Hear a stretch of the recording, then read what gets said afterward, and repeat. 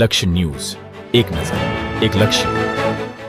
શિવાલય centre home ખાતે નિરાધાર લોકોની સેવા યજ્ઞ જૈન સમાજ દ્વારા આજે નિરાધારના વારે આવી. પ્રકાશ મુનિ સ્વામી હરિભક્તો દ્વારા દાનની સરવાણી રહી. નિરાધાર અને અશક્ત બીમાર લોકોની સેવા કરતા શિવાલયમાં દાન માટે જૈન સમાજ આગળ આવ્યો. આગામી સમયમાં નવું બિલ્ડિંગ બનાવવામાં આવશે. દેવમ ત્રિવેદી, સુરેન્દ્રનગર.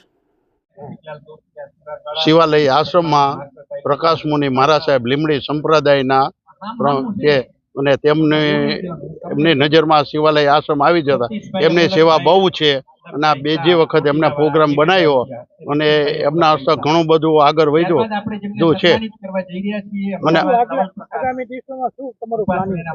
અને આગળના દિવસોમાં અહીંયા બિલ્ડિંગ પણ બનાવવાનું મારા સાહેબે વચન આપેલું છે. ક્યાંય જગ્યાનું કમ્પ્લીટ થઈ જાય પછી હું પણ બિલ્ડિંગ પણ અહીં માટે બનાવી દઈશ. એટલે પ્રકાશ મુનિ મહારાજ સાહેબનો ઘણી બધી દયા છે આ સંસ્થા ઉપર.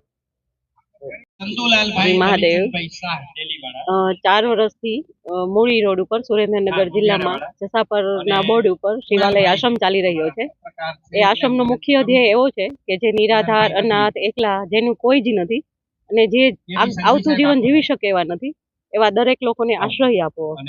સમાજમાં પણ એક પ્રચાર કે એક સુગંધ એવી ફેલાવાની છે કે જે લોકોનું હવે આગળ પાછળ કોઈ જ નથી, બીમાર છે, કેન્સરગ્રસ્ત છે, HIV પોઝિટિવ છે, તો એવા લોકોનો કોઈ આધાર જ ન હોય તો એ લોકો કેવી રીતે જીવી શકે?